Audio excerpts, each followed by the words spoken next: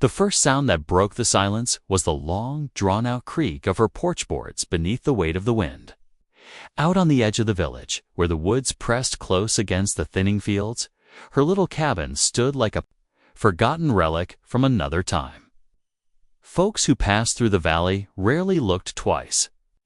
They said she kept to herself, a woman of plain dress and quiet ways, living year after year without a husband, without kin, without so much as a visitor who stayed long enough to leave a mark, in a town where gossip rode faster than the stagecoach. Her solitude was something whispered about, not spoken outright. Yet for all the years she spent alone, she never complained, never asked for company, and never opened her door to anyone who wasn't already known, until the night the giant Apache appeared, with a child in his arms, and a voice that rumbled like thunder. "Can we stay one night?" The late 1800s had turned the village into a place of change. Rail tracks cut through the valley to the north, carrying men who looked for gold, land, or a fresh start. Farmers fought the soil for corn and wheat. Preachers filled their small chapels with fire and warnings, and children ran through the dust of streets lined with wooden storefronts. Life was hard, but life went on. Yet down the road, away from the clamor, her cabin was still touched by the older rhythm of the frontier. Fewer visitors, fewer comforts, fewer ties to the world that seemed to move faster each season. Some swore she had lived there so long she could hear the trees whisper before storms, and that the wolves stayed off her land as if bound by a pact. Others thought she was simply stubborn, clinging to quiet rather than risk her heart to company. Either way, she remained, alone but steady, her lantern a small glow in the night. That night had been colder than most. The harvest moon hung low, staining the fields in pale silver, and the cricket's song carried thinly in the brittle air. She had just banked her fire when the sound of footsteps reached her porch. Not the light scuff of a neighbor, not the weary drag of a peddler, but heavy, deliberate steps that seemed to test the very strength of the wood. She froze. For years, no one had dared to knock, and yet now there was a shadow on her threshold. When the door opened, she did not see a neighbor's familiar face. Instead, towering before her was a man of massive frame. His skin the color of the earth, his long black hair tied back, and across his chest a bundle wrapped in wool. Inside it, a baby slept, its tiny chest rising and falling against the giant's heart. His eyes, dark and searching, met hers. Then came his words, low and steady. "Can we stay one night?" She had not expected her life to shift in that single moment. For years, she had survived by routine. Each dawn, she drew water from the well, fed her hens, and tended the little patch of vegetables that still gave more than she could eat. Each evening, she shut the shutters, lit her lamp, and listened to the wind circle her home. Loneliness had been her shield. It hurt less than betrayal, less than loss, less than the sting of old memories she never spoke aloud. And now here stood a stranger, a giant of a man with a child, asking for shelter when every fiber of her nature told her to guard her peace. Yet something about the sight of the sleeping infant, curled in its rough blanket, cracked the armor she had worn for so long. The cabin, though humble, was warm. The hearth still glowed with embers. And the night outside was merciless. Behind him, the forest loomed dark and endless. Coyotes cried in the distance. She could smell the dust of the trail on his clothes. See? The exhaustion etched deep in the lines of his face. He did not beg. He did not push. He simply stood there, waiting, his presence filling the doorway as if the whole world had shifted to hinge on her answer. For the first time in years, her voice trembled when she spoke. One night, she said, "No more." As he ducked beneath the lintel, the cabin seemed to shrink around him. The wooden rafters felt low, the walls too thin. He set the child gently on her chair by the fire, careful as if handling something sacred. She found her eyes drawn not only to the baby's soft face, but to the man himself. His hands were scarred, his arms thick with muscle, yet the way he adjusted the blanket showed a tenderness she had not seen in years. The silence between them grew heavy, and though she tried to return to her chores, she could feel his watchful gaze. Who was he? Why was he here, in a land that had never welcomed his people kindly? And what would it mean that she, the woman who had kept her door shut to the world, had let him in? Sleep would not come easy that night. Every creak of the cabin. Boards seemed louder, every sigh of the wind sharper.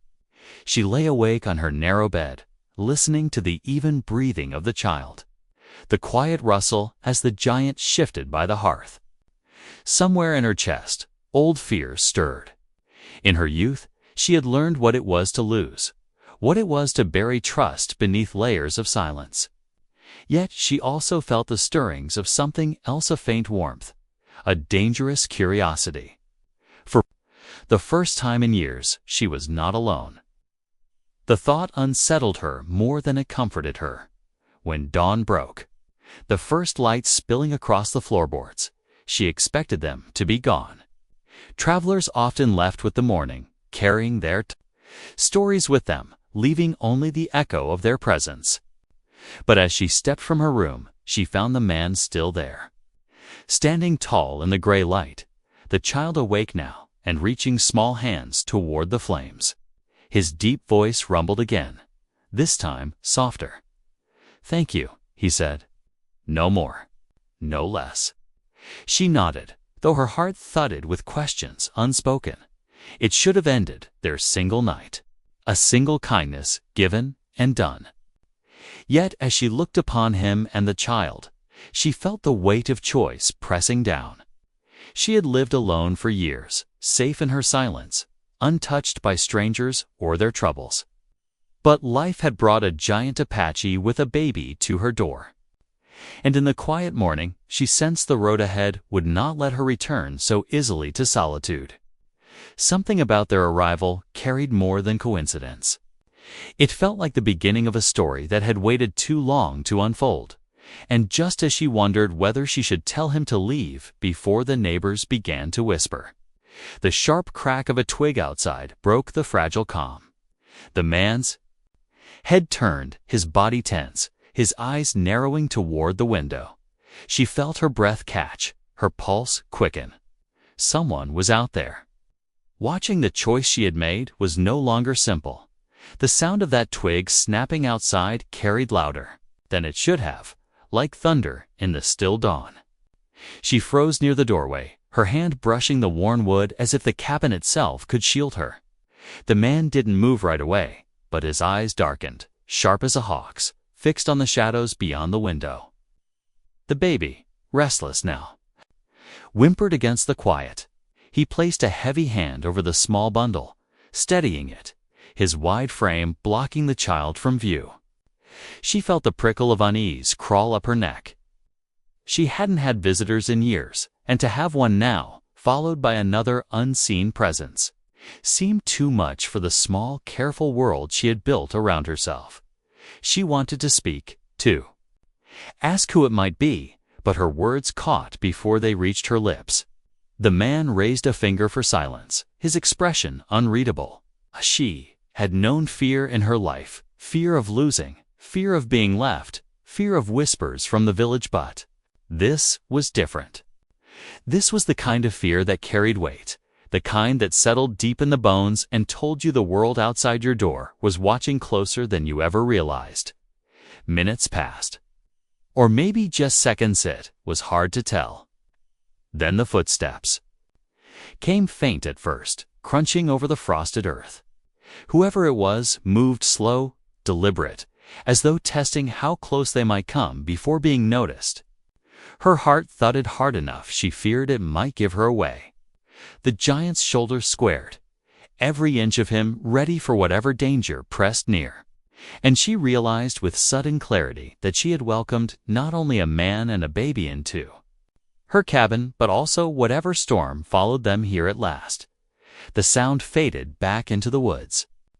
Still, the unease lingered, stretched thin across the room like a veil that refused to lift. He waited longer, eyes never leaving the window until he seemed certain the watcher had gone. Only then did his shoulders loosen, though not by much.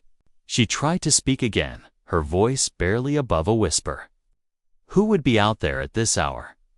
His gaze flicked toward her, and though his words were few, they carried the weight of a stone dropped into deep water. Not friend. She swallowed hard, her throat dry. She wanted to ask more, but she knew from the sharp edge in his tone that answers wouldn't come so easily. Instead, she busied her hands with the kettle, though the tremor in her fingers. Betrayed her? The fire caught again, filling the room with its crackle. But warmth couldn't shake the chill that had settled in her chest. He lifted the baby then, holding the small form against his chest. The child's eyes fluttered open, bright and curious, untouched by fear. She found herself staring, caught between wonder and ache. Years had passed since she'd held a child, years since laughter had filled her cabin. Something about the baby's small fists reaching at the air made her heart twist in ways she didn't care to name. She turned away, focusing on the rising steam from the kettle, as though its hiss could drown out the thrum of her thoughts. When she finally dared to glance back, he was watching her. Not with suspicion, not with anger, but with a steady kind of searching, as though trying to measure who she was and whether she could be trusted. She bristled under that gaze, though. Part of her knew he had the right to wonder. In this land, trust was a scarce coin, rarely given, often betrayed. Why here? She asked at last, her voice firmer than she felt. He didn't answer right away. Instead, he shifted the child into the crook of his arm and moved closer to the hearth. His massive frame filled the space, casting long shadows that danced against the log walls. At last he spoke, his words measured, low, almost more to himself than to her. Road too long. Too many eyes. He paused, adjusting the child's blanket. This place. Quiet. Quiet. Yes, that was true. She had built her life on quiet, sealed herself in it like a tomb. But the way he said it made it sound less like safety and more like necessity, as though the quiet of her cabin was the last place left for him to disappear. She wanted to ask who hunted him, why he carried a baby, what story lay in the scars across his hands, but the questions felt dangerous. Too sharp to touch just yet. She poured tea into 2 mismatched cups, the only set she owned, and set one. Near him, he nodded once, a small gesture of thanks. His manners surprised her, gentle in the face of such size, careful even in his silence. The baby cooed softly, reaching toward the steam that curled in the air, and she couldn't help the faint smile that tugged at her lips before she caught herself. She wasn't ready for softness, not again, not when she had lived so long without it. Outside, the morning spread pale light over the valley. She imagined the village already waking, blacksmith striking iron, shopkeepers sweeping steps, the school bell soon to ring. And she thought of what it would mean if anyone saw him here, in her cabin. Already people whispered about her solitude. Already they judged the life she led. To have him, an Apache with a child, under her roof would stir gossip into wildfire. She looked at him again, his profile sharp in the firelight, the child pressed close against his chest. He seemed carved from stone and shadow. But there was something else beneath the surface, a burden he carried, a story untold. And though every instinct told her to guard her solitude, to let them leave before anyone noticed, she felt herself drawn into the mystery, unable to turn away. The kettle hissed again, loud in the silence, and she realized her hand had tightened around her cup until her knuckles whitened. She forced herself to ease, to breathe, but unease still gnawed at her. Whoever had lingered outside before dawn wasn't finished. She could feel it, the way animals feel the storm before it breaks. And when he finally spoke again, was with a gravity that pulled the air from the room. "They will come back," he said. She set her cup down, the sound sharp against the table. Her pulse quickened, the walls of her cabin suddenly too thin, the quiet too fragile. She had spent years alone, untouched by the struggles of others. But now, with one stranger's words, she understood that her life of silence was about to change. She wanted to ask who they were, what danger loomed beyond her door, but his eyes told her enough. This was no passing threat, no idle fear. Trouble had found her, carried to her porch by the weight of a man and a baby who had asked for one night. The wind rattled the shutters. The trees groaned in the distance, and she knew with a certainty that chilled her bones. One night would not be enough. "Would you like me to carry this thread further into the heart of the conflict, perhaps showing the villagers' suspicion growing, and hinting at the danger closing in, or would you prefer me to keep the focus inside the cabin, deepening only the mystery between the woman and the man with the child?" The day settled heavy over the valley, though her cabin seemed caught between two worlds. Inside, the fire still burned, warm and steady, while outside the woods stretched vast and uncertain, holding secrets in their shadows. She tried to go about her morning as she always did, fetching water from the well, scattering grain for her hens, but the presence of the man and the baby lingered in every motion, like a stone tucked in her pocket that she could not forget. She could feel his eyes follow her as she moved through her small routines, not in judgment, but with the caution of someone who had learned long ago that trust came only in small, earned measures. By the time she returned to the cabin, the child was awake and fussy, its small voice carrying soft cries that filled the quiet. The giant was pacing the floor slowly, rocking the bundle in his arms with a patience that unsettled her. Men she had known before, neighbors, farmers, travelers, were rough in their ways, careless even when they meant kindness. Yet here was a man who carried strength enough to break the frame of her door, holding a baby with a tenderness that spoke of something deeper than survival. She found herself watching too long, wondering what life had brought him here, wondering what kind of danger hunted them across the valley. The village that morning was alive with its usual stir. She could hear the faint ring of the smith's hammer in the distance, the call of cattle being herded, the laughter of children too young to know how sharp the world could be. But she also knew the people who lived there, and she knew how quickly eyes narrowed at what they did not understand. A woman living alone was already cause for whispers. To shelter a man like him would be something else entirely. The thought weighed on her, pressing harder with every sound of life drifting up from the village road. By midday, she saw dust rising in the distance. A wagon moved slow along the rutted track, carrying two men she recognized from the village, one, the preacher's eldest son, the other, a farmer who always asked too many questions.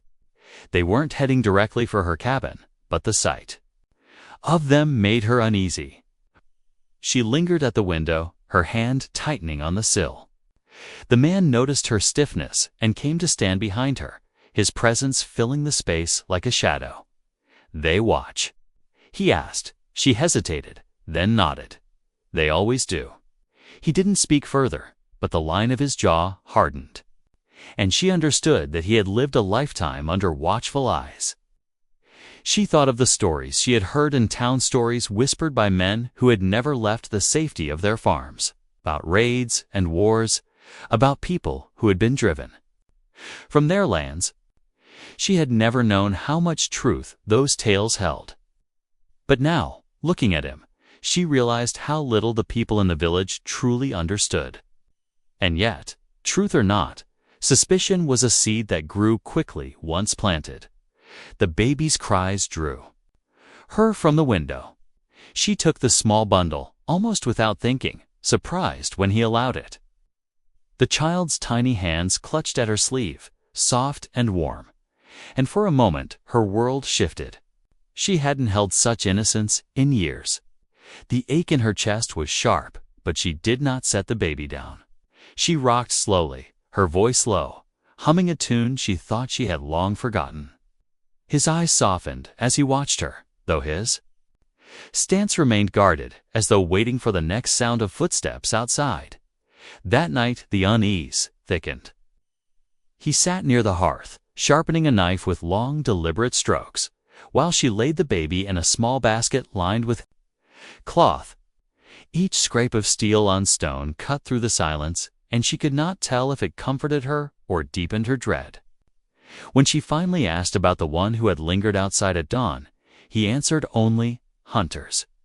The word chilled her. She didn't ask if he meant animals or men. In the days that followed, the quiet routine of her life bent and shifted.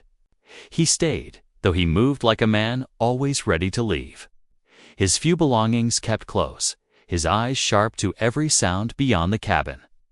The baby grew more curious, its laughter spilling soft and unexpected into her rooms. She told herself each morning that it would be the day they left, that soon her life would return to its silent shape. But as the hours turned into nights, she began to realize that leaving was no longer so simple. The village, too, began to notice.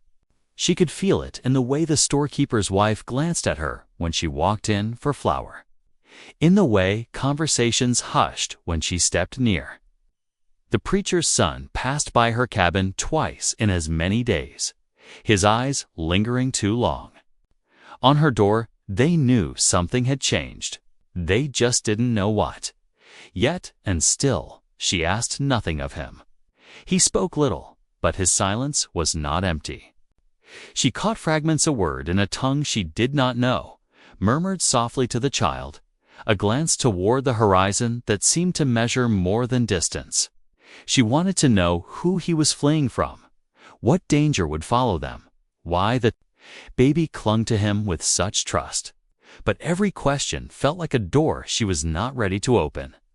On the third evening, as the sun bled red across the horizon, she found him standing outside, watching the tree line with a stillness that unsettled her.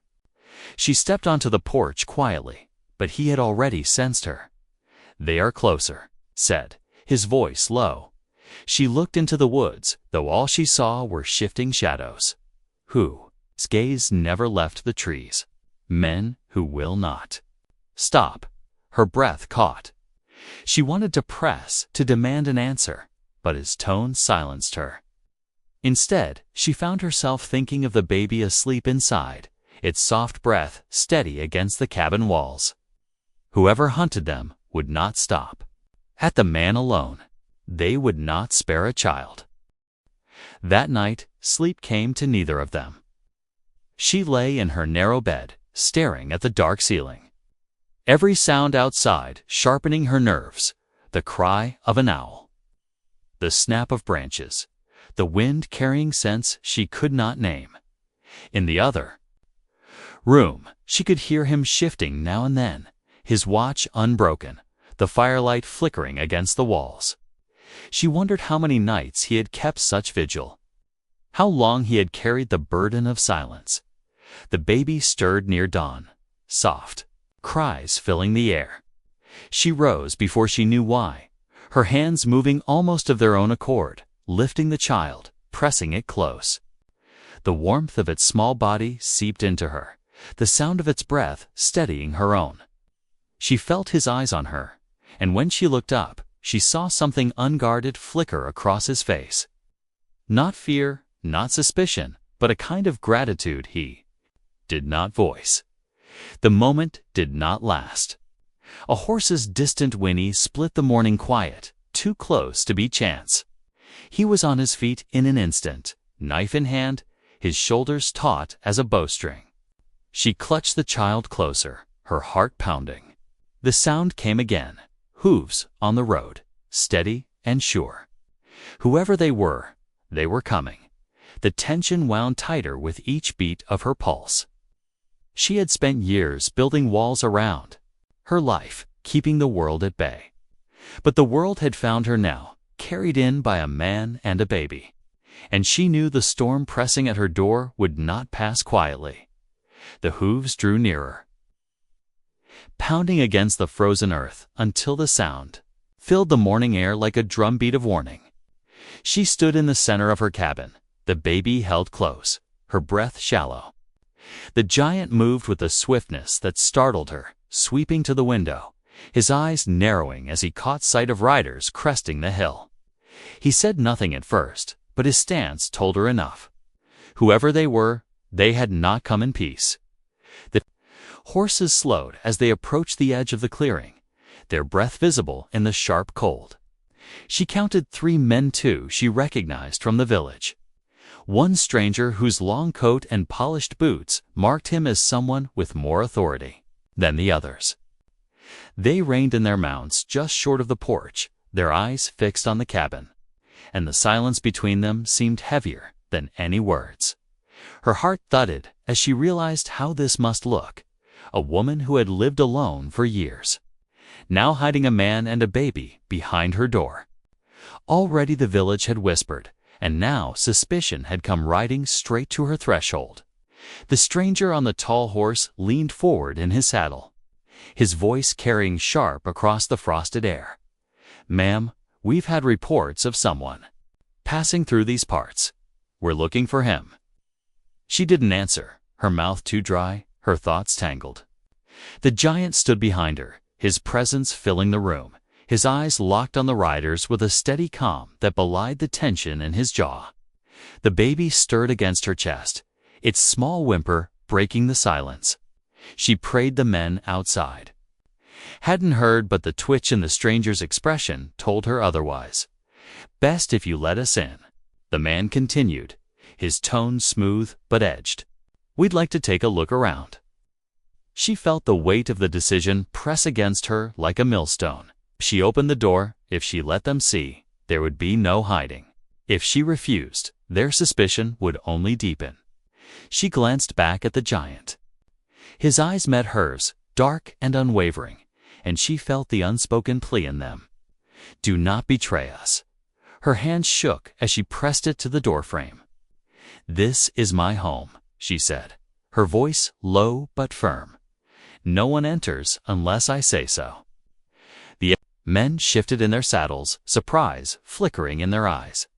The stranger's mouth curled into something between a smile and a sneer.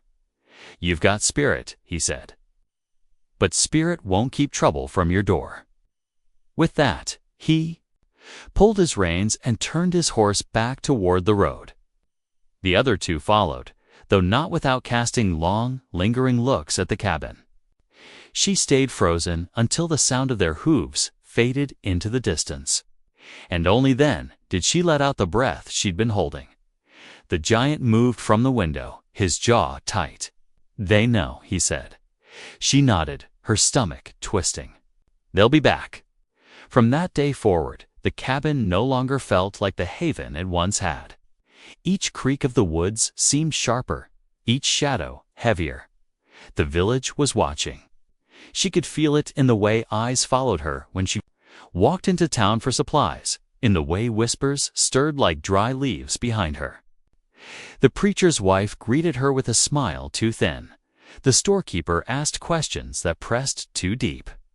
Even the children seemed quieter when she passed.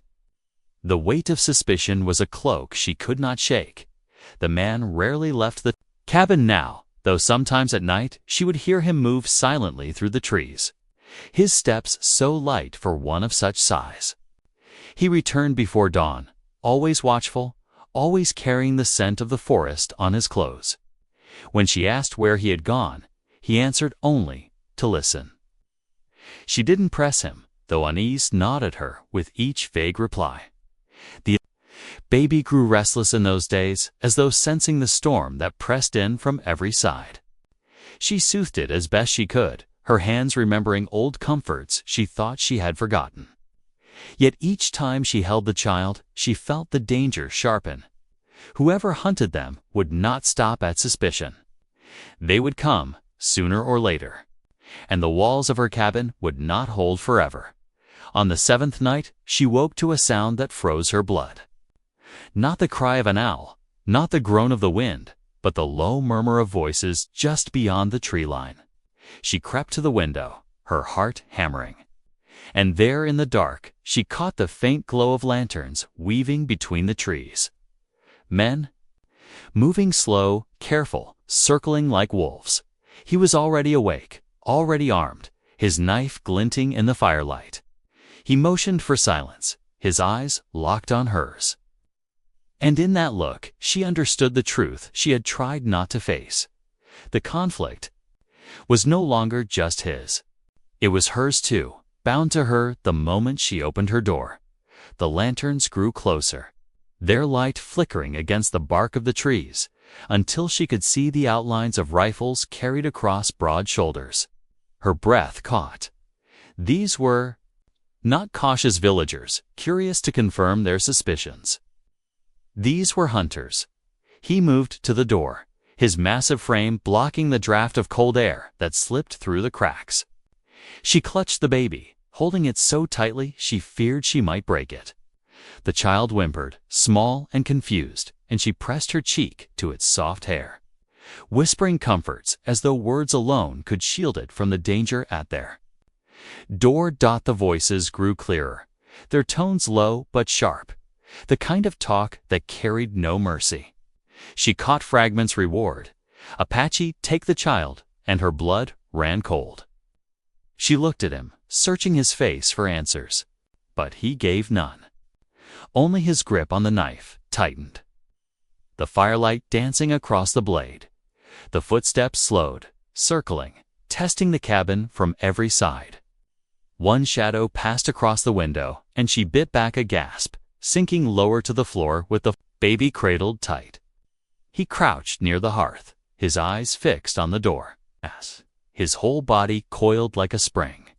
The tension pressed so heavy it felt as though the very air had thickened.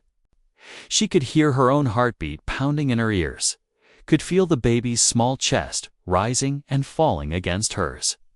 The men outside were waiting, calculating. She knew with bone-deep certainty that when they came, they would come with fire and force, and the quiet life she had clung to for so long would shatter. A branch snapped just beyond the porch, loud in the silence. Another voice hissed, ordering patience. She held her breath, her muscles trembling from the strain of stillness. He did not move, though every line of him was poised for violence. The fire crackled, the baby whimpered, the hunters whispered damned. The world seemed to hang suspended on the edge of breaking. The night stretched long, each moment taut as wire. Until at last the lantern light drew back, fading into the trees. The voices grew distant, then vanished altogether, leaving only the wind and the restless beat of her heart.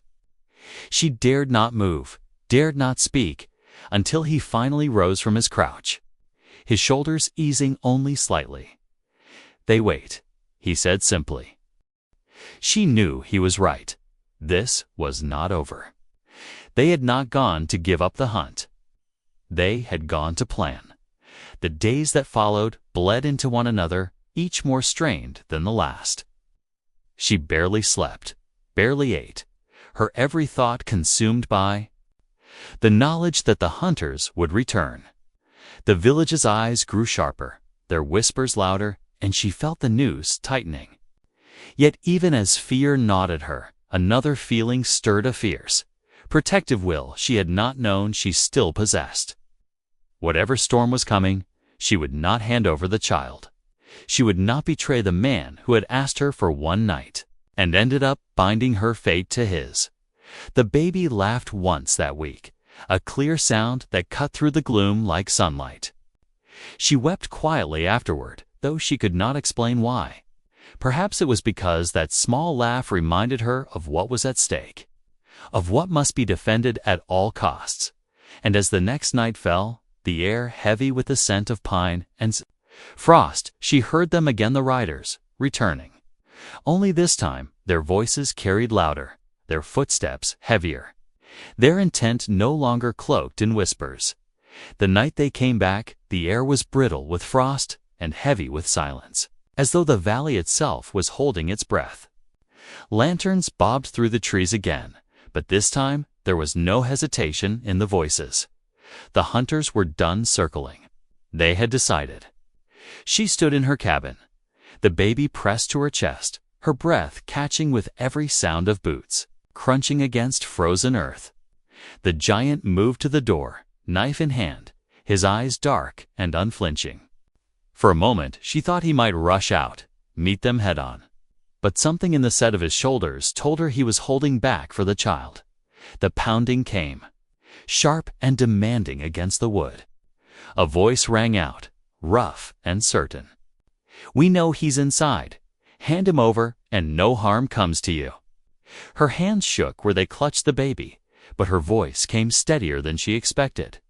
"This is my home. No one enters unless I say."